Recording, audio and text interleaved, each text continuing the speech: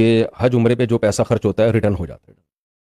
تو اس وقت بھی میں ہینڈ ٹو ماؤتھ ہی چلتا تھا، لیکن میرے پاس ایک رقم جمع ہوئی. میں نے کہا اللہ کیا کہے گا، دوسرے کے خرچے پہ آ گیا تو حج کرنے میرے گھر میں، تو ذرا اپنا بھی تو تیل نکال کے آنا. تو اس لیے پھر میں نے اس میں رمضان میں الحمدللہ عمرہ کیا. تو وہ بھی میں نے دیکھا کہ اللہ تعالیٰ لوٹا دیتا ہے، اللہ تعالیٰ لوٹا دیتا ہے.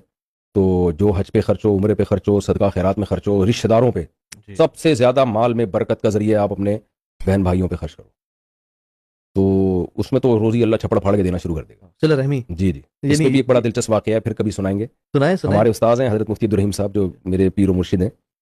ان کی عادت ہے وہ رات کو بخاری اپنے سرہانے رکھ کے سوتے ہیں. کہتے ہیں جب میں صبح اٹھتا ہوں نا تو بخاری کھول کے دیکھتا ہوں، جو حدیث سامنے آ جائے میں نے یہ سوچا ہوا ہے کہ آج ایک دفعہ اس پہ لازمی عمل کروں گا میں فوراً. یعنی اسی طرح میں ایک دفعہ سویا تو جب تہجد پڑھتے ہیں پابندی سے، وہ کہتے ہیں میں نے جب تہجد میں آنکھ کھولی، میں نے حدیث کھولی تو اس میں تھی من اراد ان ينسى له في من احب ان ينسى له في اثره فليصل رحمه. جو شخص چاہتا ہے کہ اللہ اس کی عمر میں برکت دے وہ رشتے جوڑے. کہتا مجھے خیال ہوا کہ کوئی رشتے جوڑنے کے لیے کوئی کام کرنا پڑے گا الگ سے.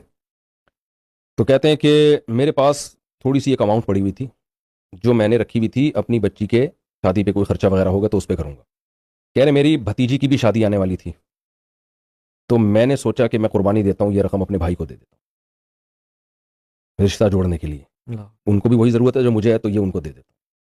کہہ رہے میں نے ان کو دے دی. بھئی حدیث پر عمل تو کرنا ہے نا.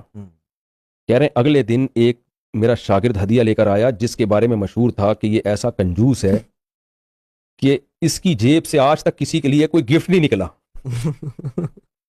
اور کہہ رہے ایک اماؤنٹ مجھے بہت اصرار کر کے مجھے گفٹ دے کے چلا گیا. کہہ رہے میں نے جب وہ لفافہ کھولا تو جتنے میں نے اپنے بھائی کو دیے تھے نا اس سے وہ 10 گنا رقم زیادہ تھی، اور ایسے آدمی کی طرف سے جس سے کبھی کوئی توقع کی نہیں جا سکتی. تو میں نے فوراً سوچا کہ یہ رقم اصل واقعہ یہ اگلا ہے کہ اللہ کو میرا عمل یہ پسند آیا ہے، اللہ نے فوراً 1 کے 10 لوٹا دیے ہیں. اس کا مطلب اللہ میرے اس عمل پہ بہت خوش ہے.